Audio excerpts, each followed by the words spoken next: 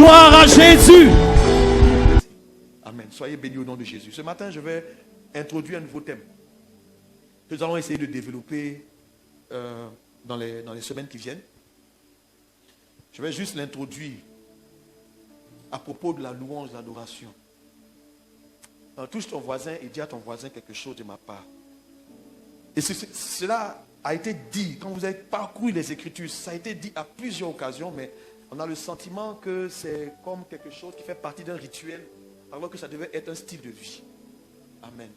Et tous ceux qui ont touché à cette vérité-là, voient vraiment la grâce de Dieu dans leur vie. Et je voudrais éclairer ce point-là et ajouter ce point dans notre marche avec le Seigneur. Que quelqu'un comprenne que le Dieu qu'il adore, le Dieu qu'il sait est réel et il est présent dans sa vie. Alors tu vas m'aider en disant à quelqu'un, apprends à louer le Seigneur. Amen. Non, dis à un autre voisin, ben lui là, c'est pas une bonne... Il n'a pas bien réagi. Dis à quelqu'un d'autre, apprends à louer le Seigneur. Amen. Alors, je voudrais qu'on commence en remerciant Dieu, en lui disant de prendre le contrôle de ce moment. Je vais parler peut-être 30 minutes ou 40 minutes, je vais m'arrêter. Ce matin, vous savez, on organise, quand notre culte commence, on commence à 9 h. Et vous savez, c'est même à cœur de créer une atmosphère prophétique. D'élargir, d'ouvrir un moment où quelqu'un peut venir prier et puis être entendu. Et c'est au cours de ce temps-là que j'essaie de... Je comprends, il y a des choses qui montent dans mon cœur que Dieu est en train de faire. Des transactions qui s'opèrent rapidement. Et ce matin, je vois une personne en train de répandre son cœur devant Dieu et puis Dieu l'exaucer. Et il y a eu 2 exemples qui m'ont été donnés. Amen. Mais ce n'est pas cela que je voulais traiter. Mais je veux que tu comprennes que Dieu t'exauce au fait. Et rien n'est impossible. Et c'est bizarre, j'ai entendu un cantique monter dans mon cœur comme ça, boum, et puis on a chanté, puis bon, ça crée une atmosphère. Et dans cette dimension de cette atmosphère prophétique, il y a des choses qui se produisent. Et bien aimé, lorsque tu touches à la présence de Dieu, laisse-moi te dire que le Seigneur répond. Et je vais dire ce matin avant de commencer, que Dieu est en train d'exaucer quelqu'un. Pendant que nous sommes là, il y a une dimension d'exaucement qui est en train de prendre place dans la vie de... Je ne dis pas tout le monde, mais dans la vie de certaines personnes. Et je vois des personnes être exaucées. C'est-à-dire qu'on va sortir d'ici, avant qu'on revienne le dimanche prochain, on va dire oui, effectivement, parce que tu avais dit cela et j'ai vu ça dans ma vie. Amen. Le problème, c'est que certaines personnes ont honte de venir en témoignage et dire, ah, voilà ce que Dieu a fait. Dis à ton voisin, je n'aurai pas honte. Hein, dis, Seigneur, si tu le fais, je rendrai témoignage. Que le nom du Seigneur soit béni. Est-ce que ça va? Père, nous voulons te dire merci et te rendre grâce. Sans toi, nous ne sommes rien. Et je veux te dire merci de me donner l'opportunité de partager cette parole avec mes frères, avec mes soeurs, avec tes fils, avec tes filles, tes serviteurs, tes servants. C'est une joie pour moi. C'est une grâce, mais c'est aussi une responsabilité. Seigneur, je prie pour ta grâce, pour ta faveur. Et que toute la gloire te revienne au nom de Jésus. Amen. On va lire ensemble un texte dans le livre écrit aux Hébreux. Une lettre adressée aux Hébreux dans le Nouveau Testament. Alléluia. Il y a quelque chose que je voudrais toucher ce matin et me donner le temps aussi avec mes serviteurs de Dieu, avec mes fils qui travaillent avec moi, d'approfondir ça.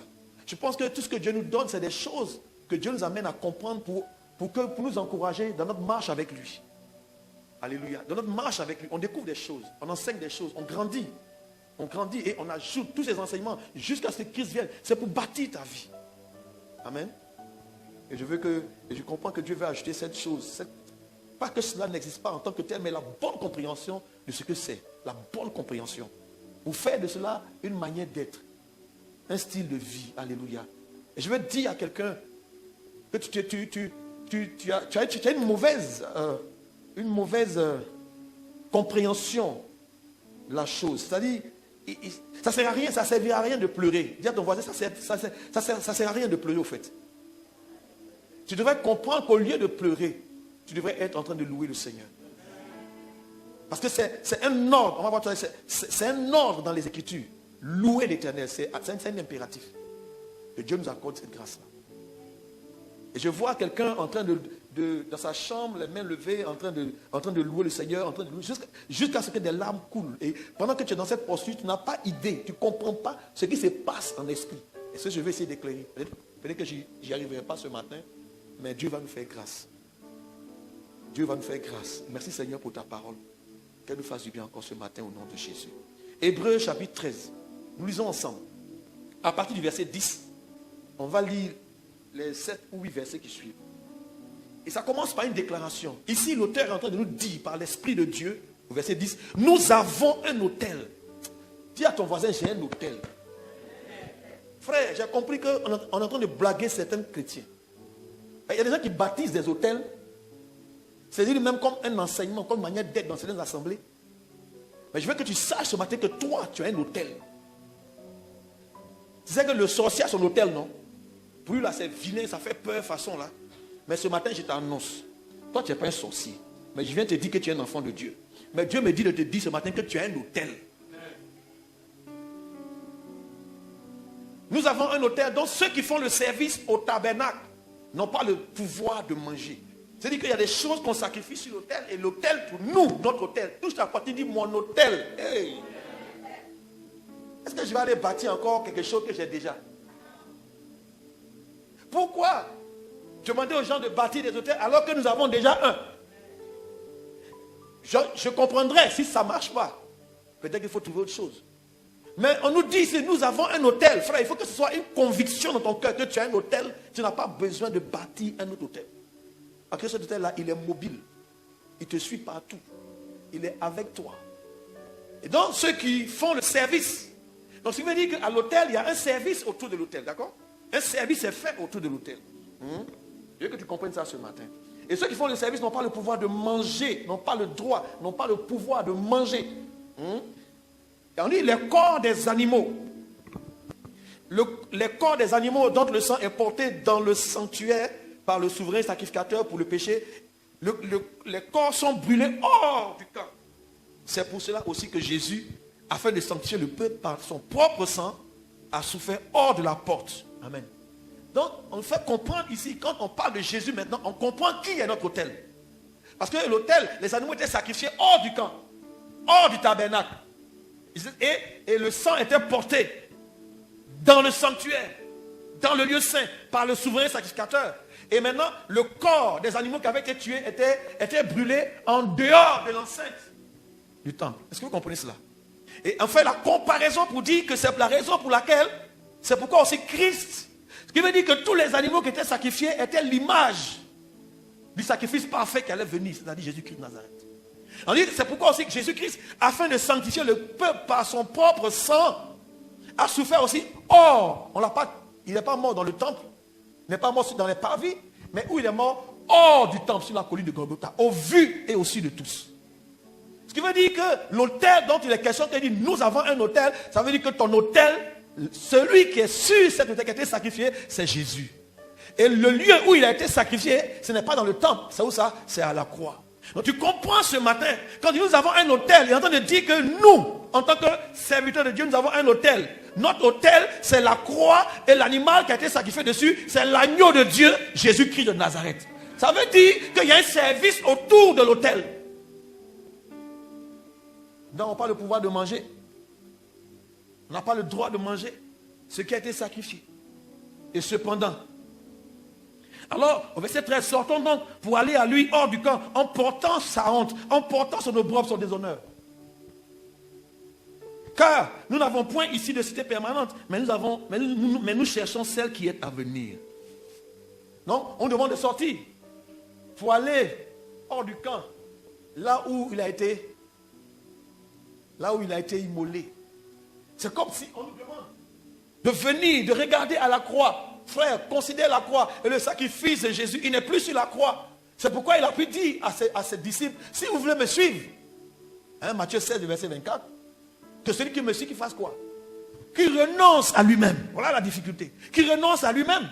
Qu'il se charge sa croix et qu'il me suive chaque jour. Ce qui veut dire que nous avons un autel. Et cet autel-là a déjà été bâti. Et le sacrifice a été accompli. Et il a dit, tout est accompli. C'est fini. Ils ont même démonté l'autel, mais c'est un acte spirituel qui demeure encore jusqu'à aujourd'hui, au point où quelques années après, quelqu'un a pu écrire, et ça a été consigné dans les Écritures, poussé par l'Esprit de Dieu, nous avons un autel. Donc ceux qui font le service n'ont pas le droit de manger. Alléluia. Donc j'ai compris qu'il y a quelque chose qui nous est donné là. Et il y a un service qui doit se faire là, que nous ratons. que nous ratons. On vient là aussi à la croix. On vient devant le Seigneur, mais aussi pour un service. Dis à ton voisin, il y a un service qui est là. Alléluia. Maintenant, on dit, mais qu'est-ce que nous allons offrir? Alors, ceux-là, ils venaient offrir. C'était des sacrificateurs. Je veux qu'on lise ensemble un texte. Tu vas comprendre ce que le Seigneur a fait pour toi. Dans le livre, dans l'Ancien Testament et dans le Nouveau Testament, on va lire 2 textes. C'est dans Exode chapitre 19, le verset 6. Si ça peut apparaître rapidement. Exode 19, le verset 6.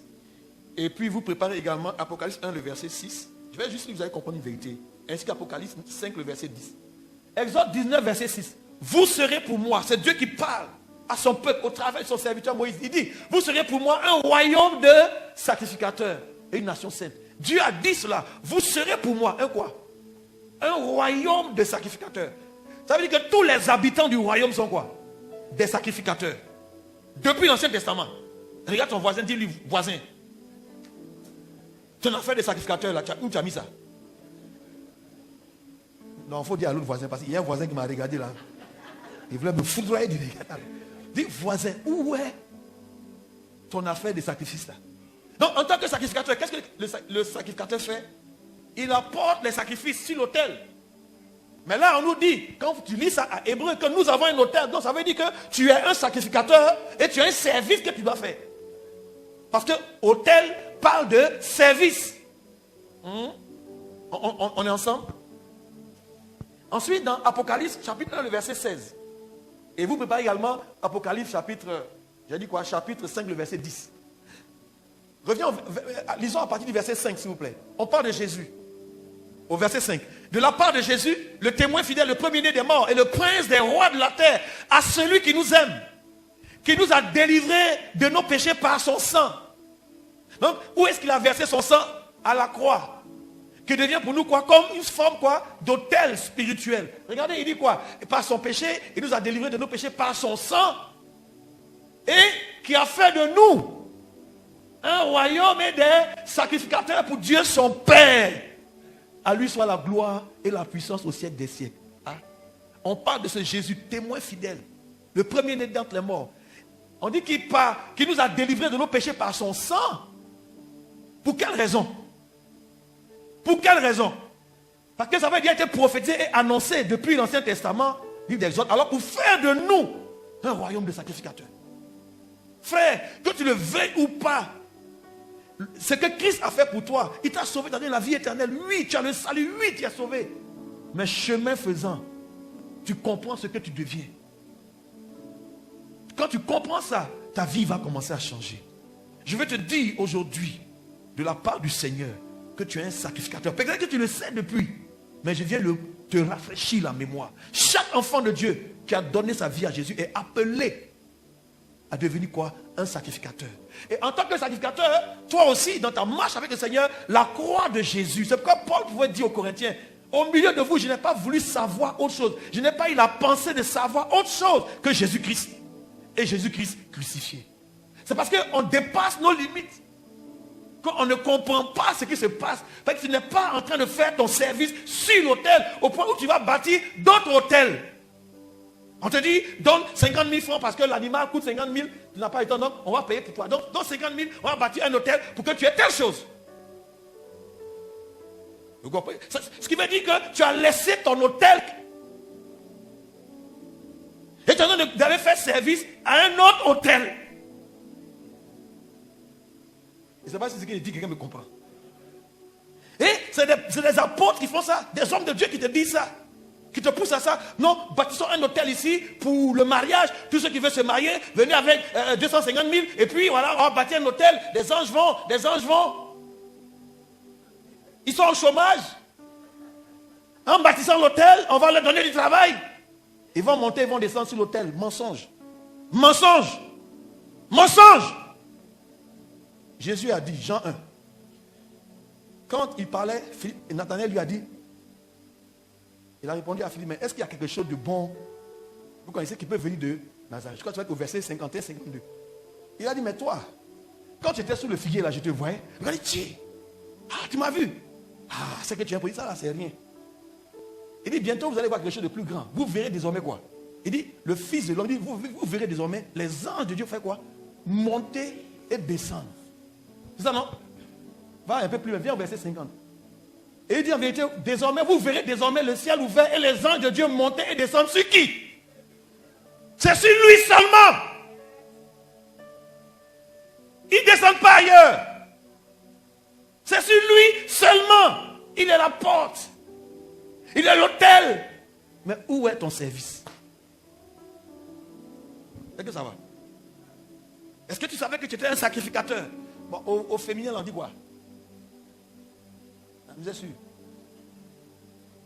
Donc, dis à la soeur, tu as une sacrificat. Et dis au frère, tu as un sacrificat. Apocalypse 5, le verset 10. Pour que tu comprennes qu'avec ces 3 versets, tu n'as plus le droit de douter que toi encore. Et tu as cette posture, même si tu n'as pas eu de formation. Il n'y a pas de formation pour ça là. Tu as fait d'eux, en parlant du Seigneur Jésus, qui a fait d'eux un royaume et des sacrificateurs pour notre Dieu. Et ils régneront. Qui? Les sacrificateurs. Frère, c'est un service à part entière. Un service qui se fait à l'autel. Tu peux regarder dans l'Ancien Testament, tout le rituel qu'ils faisaient annonçait le futur ministère de ces sacrificateurs-là. Tout le rituel qu'ils avaient fait autour de quoi? De cet autel-là. Qui n'est rien d'autre que Jésus-Christ. Jésus-Christ crucifié, enseveli, ressuscité, glorifié. Et qui revient maintenant en gloire. Et il nous a laissé le Saint-Esprit pour nous faire comprendre ces choses sur la terre. Maintenant, revenons à Hébreu. Je vais peut-être, avec la grâce de Dieu, essayer de chuter par là. Hébreu, le même texte. Il dit, j'étais au verset 14. Et car nous n'avons point ici-bas de cité permanente, mais nous recherchons celle qui est à venir. Quand tu es sacrificateur, tu n'es pas focalisé sur les choses de la terre. Mais en tant que sacrificateur, on dit, ils régneront avec lui au siècle des siècles. Donc, tu sais qu'il y a quelque chose, ton service t'amène à régner. Ton service se propulse dans une autre dimension. Dans la cité céleste. Ton espérance n'est pas ici-bas. Tu as besoin des choses de la terre, mais ton espérance est là-bas. En tant que quoi? Sacrificateur. Alors ce matin, je vais m'adresser aux sacrificateurs. Est-ce qu'il y a des sacrificateurs dans cette salle? Il ne faut pas dire amen et puis tu n'as rien sacrifié. Hein? Le Saint-Esprit est là. Hein? Est-ce qu'il y a des sacrificateurs? Quand on dit, ah vraiment pasteur, comme je sais maintenant, je viens de savoir là. Tu vas comprendre qu'il y a longtemps tu fais sacrifice là aussi. Le verset 15. Disons, on va lire maintenant jusqu'au verset 17. Par lui, on parle de qui ici? De Jésus. C'est lui notre autel. C'est autour de cet autel qu'on fait le service. Mais il dit par lui, voilà maintenant ce que nous devons offrir. Regardez, écoutez bien, ou bien regardons ensemble. Par lui, offrons sans cesse à Dieu, offrons quoi? Un sacrifice de louange. Ah. Donc on offre à Dieu un sacrifice de louange par Jésus. Pourquoi? Parce que c'est lui qui est notre autel désormais. Car c'est sur lui que montent et descendent quoi? Les anges de Dieu. Il est comme une porte. Écoutez bien, il y a 3 choses qu'on fait ici, j'ai vu à l'autel. Quand on lit ce verset, il y a 3 choses. Écoutez bien, il dit, par lui, offrons sans cesse à Dieu un sacrifice de louange. Et on nous explique, c'est-à-dire, c'est ça non?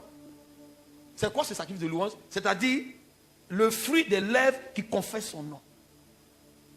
C'est ça non?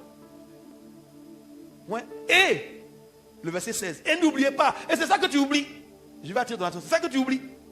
Et n'oublions pas quoi?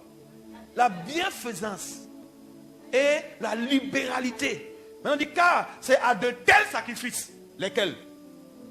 Lesquels? La louange, la bienfaisance. Il dit c'est à de tels sacrifices que quoi?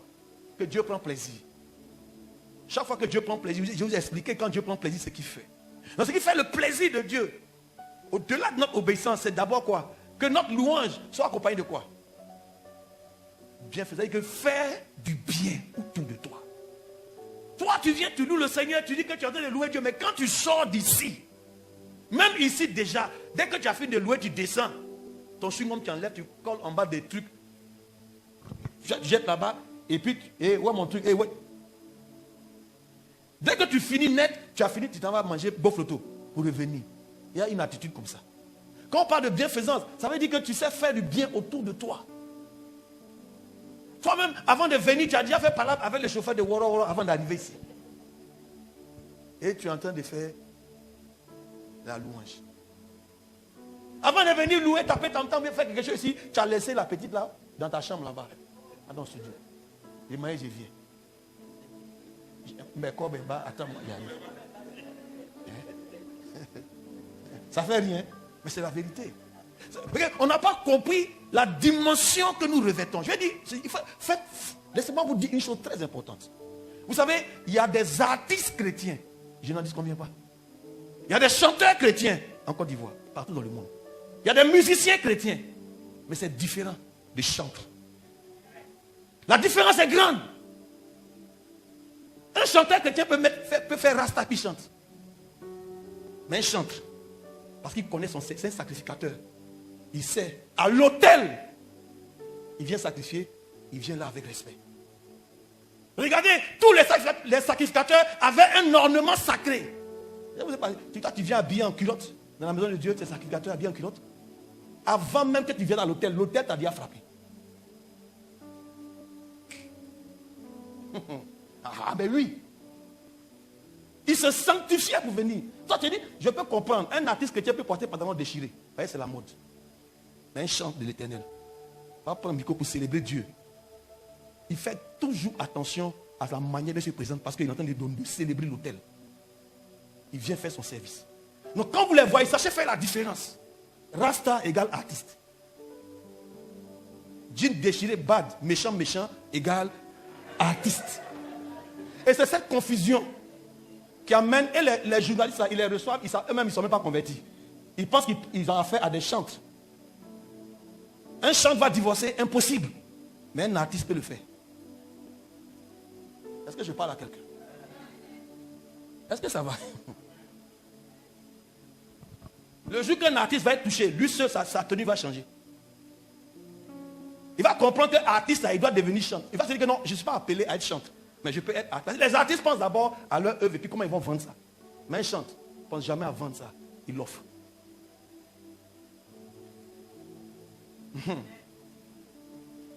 Est-ce que ce que je dis là, quelqu'un me comprend bien? Faites la différence.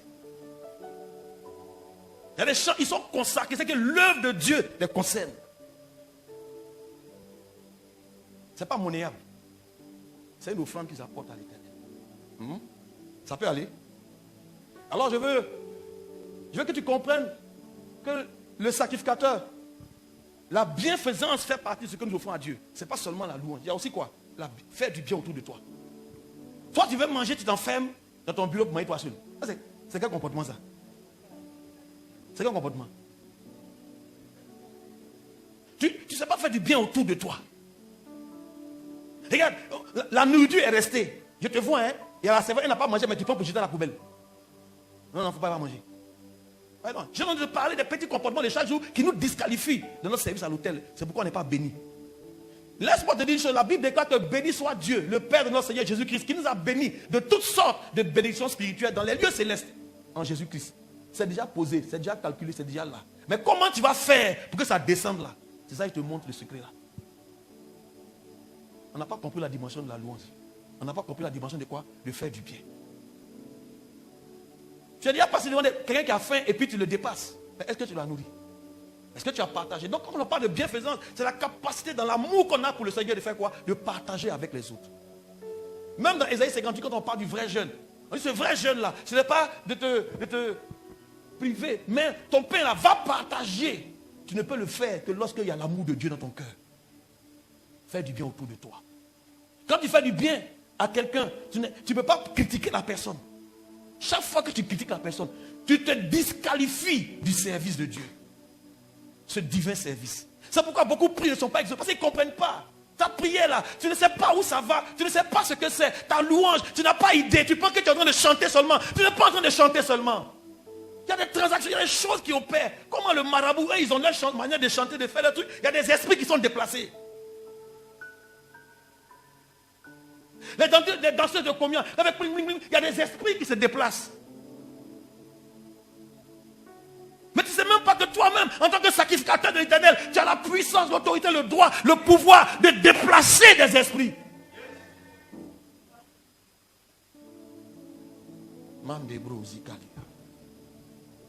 Oh Seigneur, aide-nous à comprendre.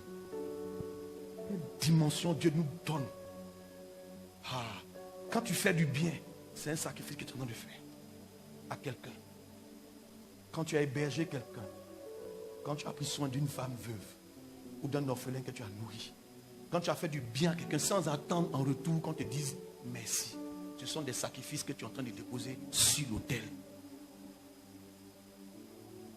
Quoi que ce soit que vous fassiez, faites tout pour qui? Comme pour le Seigneur. Tu n'attends rien en retour.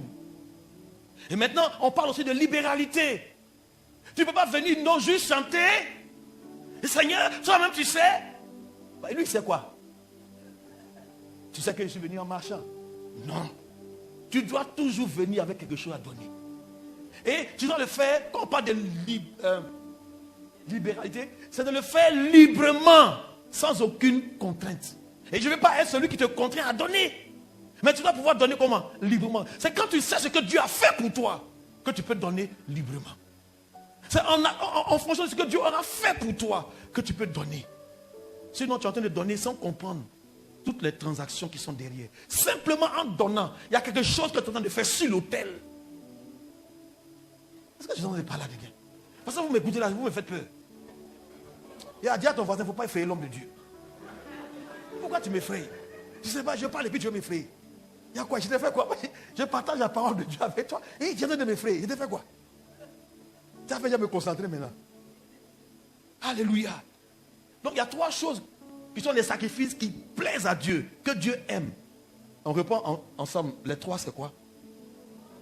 La louange, la bienfaisance et la libéralité. Donc, chaque fois que tu as donné pour le Seigneur, tu es en train de faire quoi? C'est comme un sacrifice sur l'autel qui parle quoi? En ta faveur. Chaque fois que tu as fait du bien, hein? Oh, merci Seigneur. Regarde, faire du bien là, ça ne dépend pas des moyens que tu as. Ça dépend de ton cœur. Regarde, tu peux venir avec un sachet, tu as mis, toi seul, tu as au moins 14 chaussures, tu comptes tous les jours, tu regardes. Mais tu n'as pas seulement, tu n'as pas 28 pieds pour porter 14 chaussures. Tu as seulement 2 pieds. Tu peux porter seulement 2, comment on appelle ça? Deux chaussures, une paire à la fois. Les autres là, souvent il y a des chaussures là, tu as oublié que tu as ça. Tu as payé et puis tu as oublié que tu as ça. Et puis ça y est là. Au fait, c'est ce que Dieu a fait le jour là. Ça t'a tellement plu, mais ce n'était pas pour toi. Les femmes, ce n'était pas pour toi. Mais tu as essayé, c'est ta pointure. C'est comme ça que Dieu fait. Allez, le sac, elle là. Ça te va bien, mais en fait, c'est pour donner à quelqu'un d'autre. Ça comme ça, ça y est là, et puis tu n'as pas. Souvent tu oublies, ou tu n'as pas l'envie, mais quand tu as mis dans la main de quelqu'un d'autre, aïe, aïe, aïe, hey, Seigneur, merci. Je pensais à ça. Tu as déposé quelque chose sur l'autel. Est-ce que quelqu'un comprend? Écoutez-moi, le Seigneur pouvait dire ici, il dit quand il va venir, et ce jour-là vient bientôt, il va te faire un tri. Pas avec les pains, dans sa maison. De côté, il va mettre les boucs à sa gauche et les. Est-ce qu'un de mes pasteurs prêchait? Pasteur Jacques, je crois. Il dit, mais Seigneur, il dit, mais je les mettrai à ma droite. Parce que ceux-là, il dit, j'avais faim, vous m'avez donné à manger. J'avais soif, vous m'avez donné à boire. J'étais nu, vous m'avez vêtu. Hein? J'étais malade, vous avez venu me visiter. J'étais en prison, vous êtes venu vers moi.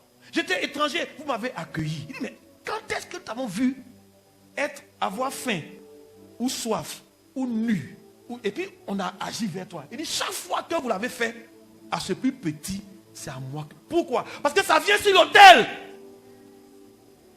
Et je sais ça. Chaque fois que vous l'avez fait. Maintenant, aux autres, ils sont boucs. Pourquoi ils sont boucs? Pourquoi ils sont boucs? Parce qu'ils ont ça, et puis ils ne font pas. Il dit, mais Seigneur, mais quand est-ce que nous t'avons vu? C'est que pour eux, l'heure où ils vont faire du bien, c'est à Jésus seul. Mais ils n'ont pas vu que Jésus, là, il est occupé. Et puis il demande de faire. Et donc il s'est multiplié dans des personnes autour de toi. Tu ne t'es même pas rendu compte que ton voisin, là, le jour où il est venu taper, il avait faim, là. Où sa femme demandait, tu as dit, et puis tu l'as viré parce que, souviens-toi, il y a 2 semaines, il m'a parlé mal ici. Il y a 2 mois, tu as oublié. Va là-bas. Vous savez, souvent, c'est nous-mêmes, on chasse nos bénédictions. Parce qu'on ne sait pas donner. On ne sait pas partager. Est-ce que ça va? Ça peut aller? Mais réfléchis à combien de personnes tu fais du bien. Du matin jusqu'au soir. Réfléchis simplement. Bon, cette semaine, tu as fait du bien à qui? Réfléchis encore. Tu vas te rendre compte que tu peux faire 1 mois, 1 an. Tu n'as pas fait du bien à quelqu'un, mais au contraire. Tu coinces les gens. Tu fais du mal en ne faisant rien. Parce qu'ils n'ont rien fait. Mais Jésus-Christ dit qu'ils sont des boucs que vous avez mal fait. Chaque fois que quelqu'un a eu faim, tu n'as pas donné à manger, c'est à moi que tu n'as pas fait. Chaque fois que quelqu'un était nu, ça veut dire que tu avais des habits. Et souvent les habits là, si vous remarquez, à un moment donné ça devient beaucoup, tu ne sais pas à quel moment tu as acheté tout ça. Il faut partager. Tu prends, tu secoues comme ça, tu dis, il y en a deux mains, tu dis, vraiment, Seigneur, pitié de moi. Tu mets dans le sac où on doit jeter. Et toi, tu sais que ça là, tu ne peux pas donner. Combien de choses on a eues, qu'on n'a pas utilisées, qu'on n'a rien fait avec, qu'on peut donner. Combien de fois j'ai eu l'occasion de donner, quand il y a eu un besoin. Et dit, moi j'ai assez donné. Mais tu n'as pas assez donné, tu ne donneras jamais assez. Parce que quand tu donnes pour le Seigneur, tu es en train de déposer des choses sur l'autel. Sur ton autel à toi. Oh Seigneur. Bon. Pardon pour m'encourager, il faut dire, pasteur, donner. Il dit, je vais donner. Tu as trop dit, je vais donner. C'est que normalement, vous devez déposer, regardez autour de vous. Il ne devait même plus avoir dans l'église quelqu'un qui vient ici en haillons. Tout le monde devait être bien habillé. Parce que le partage. Et ça là, ça fait partie des sacrifices que Dieu aime. Sinon, si ta louange vient, quelle sauce tu as mangé, tu n'as pas mis sel, tu n'as pas mis des ingrédients, tu n'as pas mis des épices. Toi, tu viens, tu loues le Seigneur seulement. Mais et les autres là, ça fait que tu ne peux rien obtenir. On peut aller un peu plus, on peut aller un peu. Non, si ça ne va pas, il faut me dire. Ça peut aller? Alléluia. Regardez maintenant, je vais essayer d'approfondir à propos de la louange. Il y a quelque chose que j'ai vu, il y a quelque chose qui se produit, il y a quelque chose qui se passe. Lisons ensemble dans Osée, à partir du chapitre 14. Je veux qu'on lise le verset 2. Osée chapitre 14, le verset 2. Osée chapitre 14, le verset 2. C'est bon? Dis à ton voisin, j'ai un hôtel. Dis, non, tu n'as pas bien compris, j'ai un hôtel. Hôtel, A-U-T-E-L. Hein? Pas hôtel, H-O-T-E-L. Dis à ton voisin, au fait, c'est quel hôtel? Parce que les gens, tu ne sais pas. Son hôtel à 10 balles. Hein? Ou on loue une heure à 5 000. Est-ce qu'on parle du même hôtel? C'est là où on vient déposer le sacrifice. C'est ça qu'il parle. Ça peut aller? Ok. Osée 14, le verset 2. Apportez, c'est Dieu qui parle. Lisons le verset 1 pour bien comprendre. Le verset 1 dit, au verset 1 s'il te plaît. Verset 1. Israël, aujourd'hui on peut dire l'église, reviens à l'Éternel ton Dieu, car tu es tombé par ton iniquité. Maintenant fais quoi? Apportez avec vous des paroles.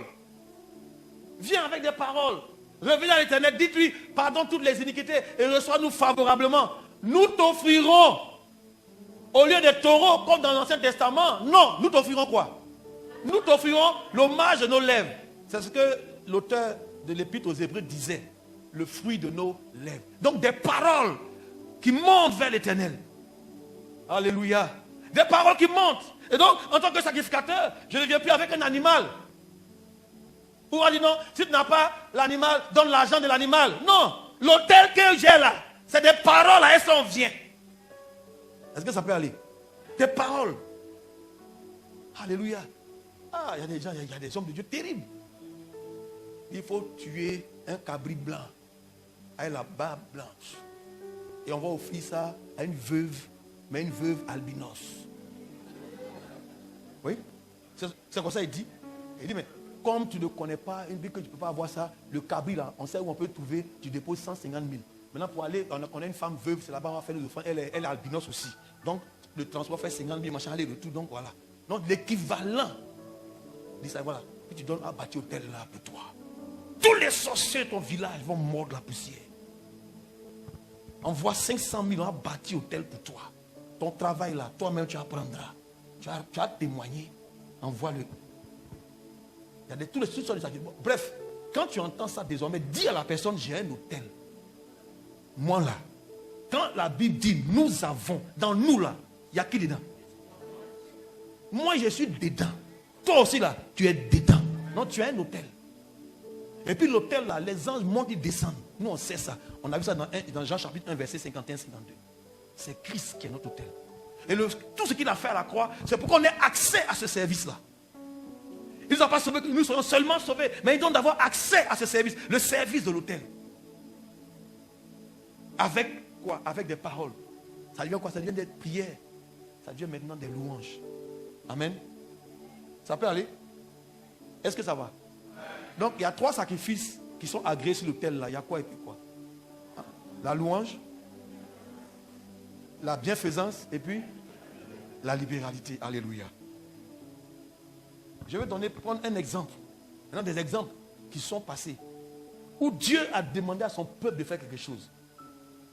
Vous trouvez cette histoire? Le premier exemple, et puis je vais m'arrêter, je ne vais pas avoir le temps de faire les autres. On va lire dans Exode chapitre 10. On va prendre un exemple dans Exode chapitre 15. Je vais expliquer d'abord la fait. Quand vous lisez Exode chapitre 14, vous connaissez l'histoire. Le peuple de Dieu est en train d'être libéré d'Égypte. Dieu leur dit de sortir. Et donc, mais Pharaon s'oppose. Je vous épargne l'histoire. Après, vous allez lire. Jusqu'à ce qu'il y ait cette dernière plaie. Il décide donc de laisser partir le peuple. Et le peuple en train de partir, ils sont heureux, ils partent. Ils sont heureux, ils sont en train de sortir. Mais Dieu endurcit le cœur de Pharaon. Et la Bible dit, dans Exode chapitre 15, là-bas, le Seigneur dit que c'est moi qui endurcis le cœur de Pharaon. Afin de faire éclater ma gloire. Aïe, aïe, aïe. La partie là va me tuer. C'est-à-dire qu'il endurcit le cœur de Pharaon dans le seul but de faire éclater sa gloire. Mais avant que sa gloire éclate, il y a des gens qui vont souffrir. Parce que quand ils sortent avec Moïse, ils sont contents. Oh, on est sortis, ils étaient contents, ils ont pris des ballons sur la tête, ils ont dépouillé l'Égypte. Est-ce que vous savez ça? Ils sont sortis extrêmement riches. Ils sont allés demander aux voisins, les gens ont eu tellement peur parce qu'on a tué tous leurs premiers-nés. Ils voulaient les faire sortir, quitter du milieu de nous. Et prenez tout. Ils sont partis avec plein de richesses. Maintenant, c'est pour aller adorer notre Dieu. Et, chemin faisant, Dieu veut faire éclater sa gloire. Pour que Dieu fasse éclater sa gloire, il faut qu'il endurcisse le cœur de Pharaon. Je viens de dire à quelqu'un, il y a des situations où Dieu va endurcir le cœur de ton mari pour faire éclater sa gloire. Il y a des situations où Dieu peut endurcir le cœur de ton patron pour faire éclater sa gloire. Il y a des situations où ça devient difficile. C'est Dieu qui permet pour que sa gloire éclate. Mais quand toi tu traverses ces épreuves-là, tu es en train de pleurer. Tu n'as pas compris ce que tu dois faire au fait. Alors, ils sont en train de sortir. Pharaon dit c'est pas possible. Mais attends, ils veulent fuir. Ils n'ont pas dit qu'ils s'en vont adorer leur Dieu. Ils ont les informations parce qu'il a ses espions. Non seulement ils ont tout pris, mais ils ont adoré leur Dieu là. Ils sont en train d'arriver vers la mer. En train de traverser. Dieu endurcit le cœur de Pharaon. Oh, je rends gloire à Dieu. Pour toutes ces personnes dont Dieu endurcit leur cœur à mon propos. Ou au propos de mes enfants.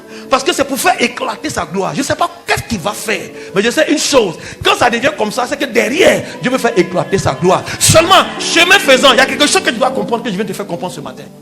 Écoutez-moi très bien. Pendant qu'ils partent, à un moment donné, ils voient la poussière derrière eux. Ils sont tout là. L'armée de Pharaon arrive. Si vous lisez bien le texte, la Bible qu'il a fait sortir ses chars d'élite. Et ses combattants d'élite.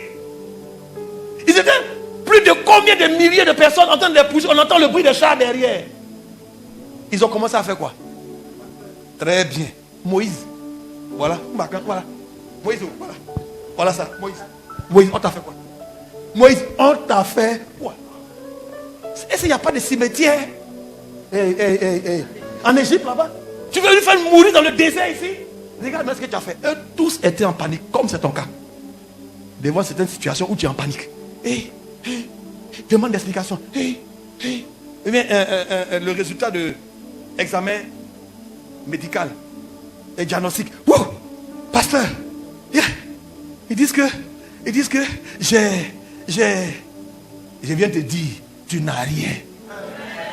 Tout ce que tu as là, c'est pour la gloire de Dieu. Donc, ils sont sortis là, en train de paniquer. Ce que Dieu va faire, ils sont arrivés au bord de la mer. La Bible dit que l'ange éternel qui marchait devant eux est venu, comme les autres les poursuivaient, il est venu se mettre entre les deux, sous la forme de la colonne de nuée. Toute la nuit, quand ils sont venus à leur char, ce qu'ils ont vu, ils sont arrêtés. Ils observaient. De l'autre côté, ils voyaient, mais ils ne pouvaient pas passer. Ils avaient Dieu les a stoppés net. C'est comme ça que je prophétise. que tous ceux qui te poursuivent, si tu sais en qui tu crois, il va les arrêter, ils ne pourront pas t'atteindre.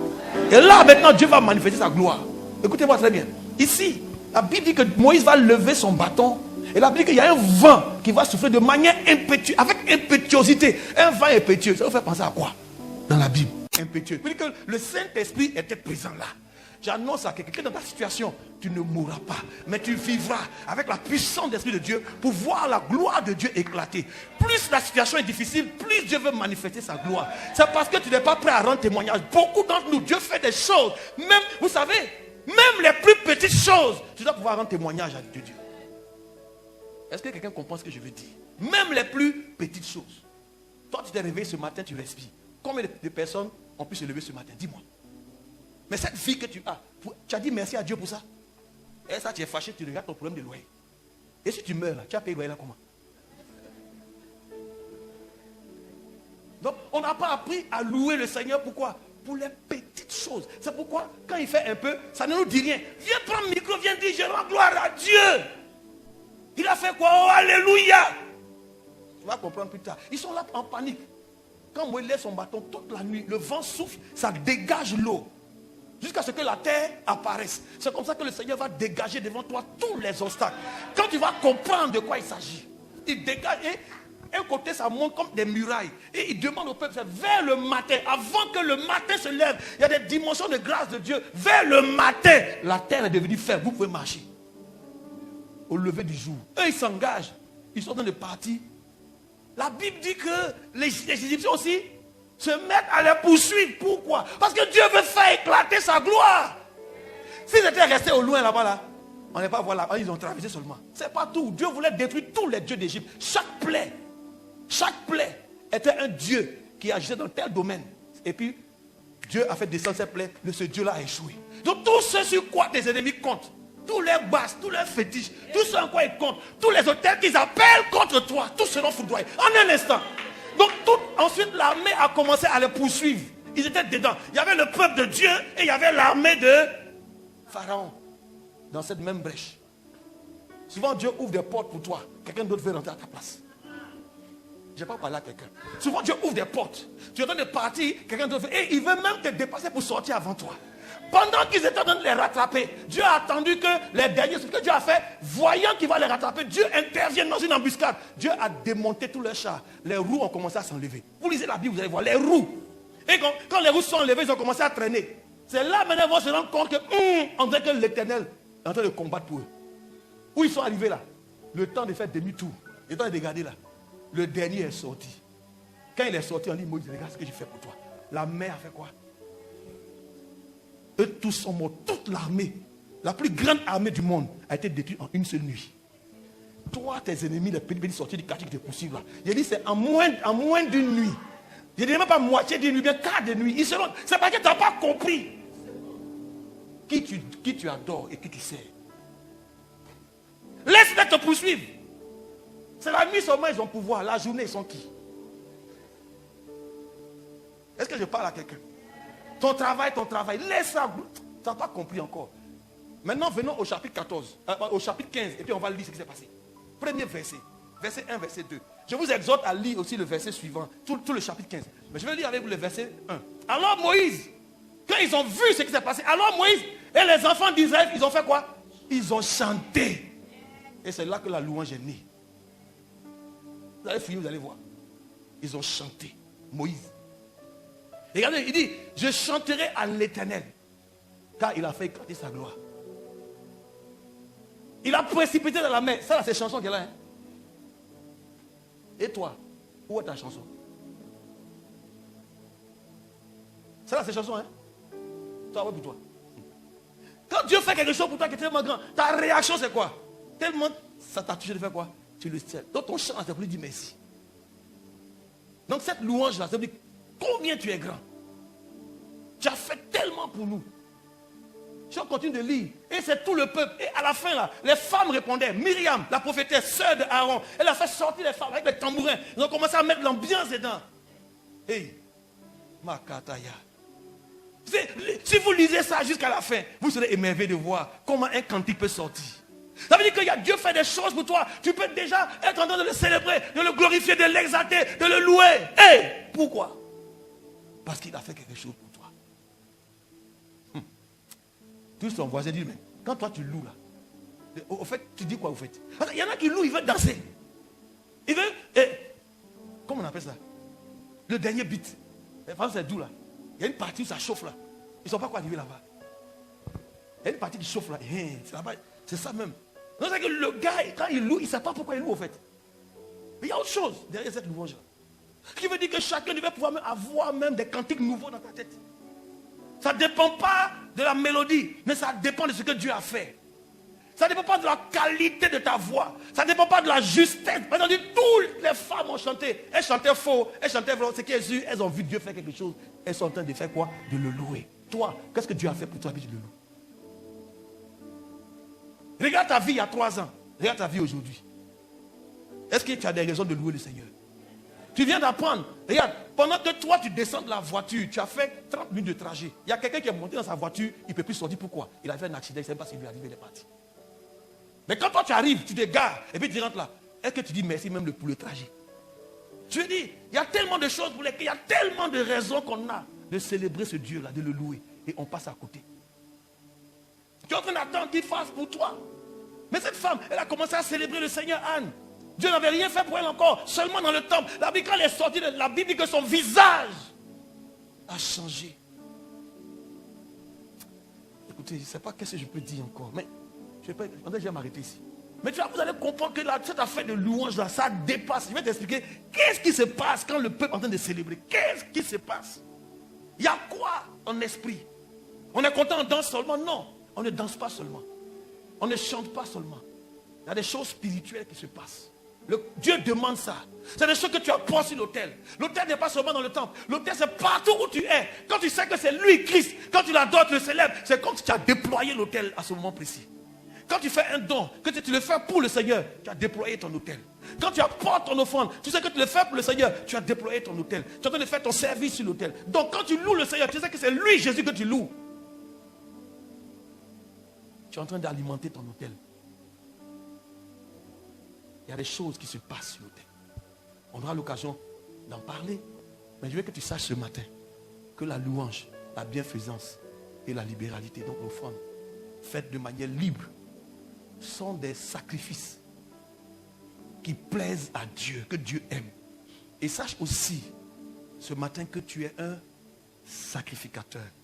Et tu as un service. Donc, ce qui veut dire que tu peux servir comment? À tout moment de la journée. À n'importe quel moment.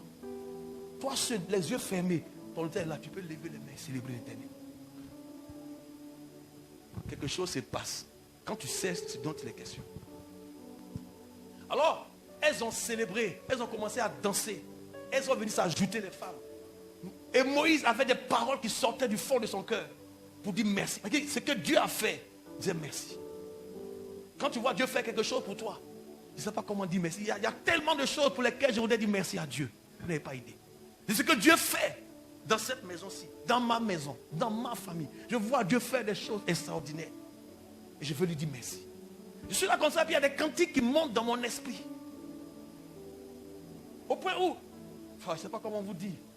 Oh Seigneur, la louange.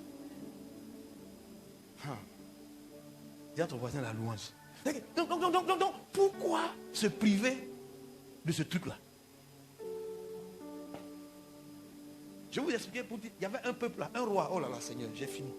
Mais ce roi-là, lui là, 3 armées montent contre lui. Josaphat. Quand il apprend ça, il est comment? Il est en panique. Il est paniqué. Tellement il est en panique, il appelle tout le peuple du cas. Venez, ils ont fait jeûne et prière, jeûne national.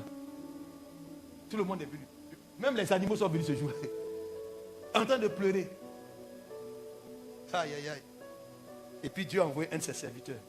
Un descendant d'un lévite. Coutumier à la louange. Je ne sais pas comment je vais vous expliquer ça. Il dit, ainsi parle l'Éternel. Il dit, vos adversaires, là, ce n'est pas vous qui allez combattre, mais c'est l'Éternel qui combattra. Mais demain, levez-vous, sortez et allez à tel endroit, vous allez les trouver. Le matin, d'un commun accord, ils mettent des chantres devant. Vous savez ça, non?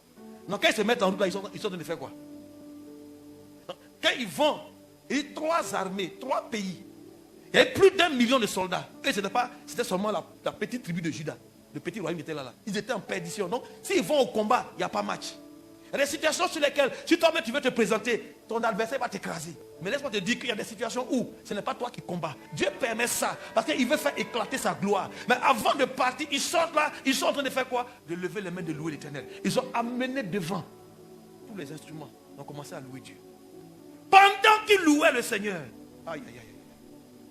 Je ne sais pas comment vous expliquer le truc. La Bible a dit, voilà, passez par tel chemin. Il y a des transactions quand vous louez. Ah, aïe, aïe, aïe. Il y a des choses qui se passent. Aujourd'hui, j'ouvre pour vous exciter votre curiosité. Que vous compreniez qu'il y a des choses spéciales qui se passent quand on est en train de louer le Seigneur et de l'adorer. Il y a des choses qui se passent quand tu donnes simplement à quelqu'un. Il y a des choses qui se passent quand tu viens faire ton offrande librement. Il y a des choses qui se passent en ta faveur, à ton insu, sans que tu le saches. Et là, pendant qu'ils sont en train, avant qu'ils n'arrivent là où les adversaires étaient campés, ils vont venir trouver quelque chose là-bas. Les 3 peuples là, il y a Édom, il y a Moab, il y a les Ammonites. Il y a 2 peuples qui se sont mis ensemble. Ils ont entendu un commandement. Ils se mettent ensemble et puis ils ont détruit le 3e peuple. Quand ils ont fini de les détruire là, il y a comme un autre commandement qui arrive dans leur esprit. Et puis les 2 peuples là maintenant, qui sont venus hier, ils étaient alliés. Là, en train de se détruire entre eux. Donc je t'annonce de manière prophétique, tes ennemis, ils vont se détruire entre eux. Sans qu'ils ne vont même pas comprendre ce qui leur arrive. Au point où, quand le peuple en train de louer, ils arrivent là, qu'est-ce qu'ils découvrent? Tous les ennemis, toute la vallée là, c'est cadavres. Ils descendent, eux tous, on dit aucun n'a échappé. Non, ils n'ont pas levé même une épée. J'annonce à quelqu'un qu'il y a des combats dans lesquels Dieu va te donner une victoire, tu n'auras pas besoin de combattre. Toi, sors le matin pour faire quoi? Sois en train de quoi? De louer. La Bible dit qu'ils ont pris 4 jours, 3 jours pour faire quoi? Pour piller le corps. Donc les gens sont venus, ils pensaient qu'ils allaient les assiéger. Ils ont mis plein de choses, plein de richesses, parce qu'ils voulaient aussi en même temps s'installer. C'est comme si ils sont venus à guerre avec leur bagage aussi. Donc les gens sont venus ramasser butin là pendant 3 jours. 3 jours n'ont pas suffi, il leur a fallu un 4e jour. Cette vallée, ils ont appelé cette vallée du nom de Beraka. Beraka, ça veut dire bénédiction. Des gens qui avaient peur la veille. Oh, qu'est-ce que Dieu voulait faire? Dieu voulait les bénir. Mais pour que Dieu te bénisse, voilà comment il va faire souvent. Des difficultés qui dépassent ta tête. Tu es dans la difficulté, toi seul tu pleures. Mais Dieu ne veut pas que tu pleures. Dis à ton voisin, arrête de pleurer. Tu fatigues mon esprit. Là, qu'est-ce que tu dois faire? Tu as un hôtel. Il faut laisser l'homme de Dieu là-bas. Regarde à ton hôtel, Christ. Il n'est pas mort en vain. C'est lui qui a dit, tout est possible à celui qui croit. Tu as seulement viens vers lui. Apporte tes louanges au lieu d'apporter tes pleurs. Fais du bien autour de toi. Et apporte ton offrande librement. Et puis regarde à l'Éternel. Regarde à Christ. Tu vas voir les anges là, ils montent et puis ils descendent. Ils descendent parce qu'il y a quelque chose qui les intéresse sur l'autel. Ils prennent pour aller présenter devant le trône de Dieu. Ça là, quand ils font ça là, nous on ne voit pas dedans. Ce qu'on nous demande de faire, c'est de quoi? De louer. Alors ce matin, est-ce qu'il y a des loueurs? Non, j'ai mal dit. Est-ce qu'il y a des adorateurs? C'est pourquoi le Seigneur dit que l'heure vient, et elle est déjà venue, où les vrais adorateurs adorons le Père en esprit et en vérité. Je suis en train de vous introduire ce nouveau thème à propos des sacrifices de louange à l'autel. À l'autel. Notre sacrifice à l'autel. Et tout ce que nous le faisons pour qui? Nous le faisons pour lui. Nous le faisons par qui? Nous le faisons par lui, par sa parole.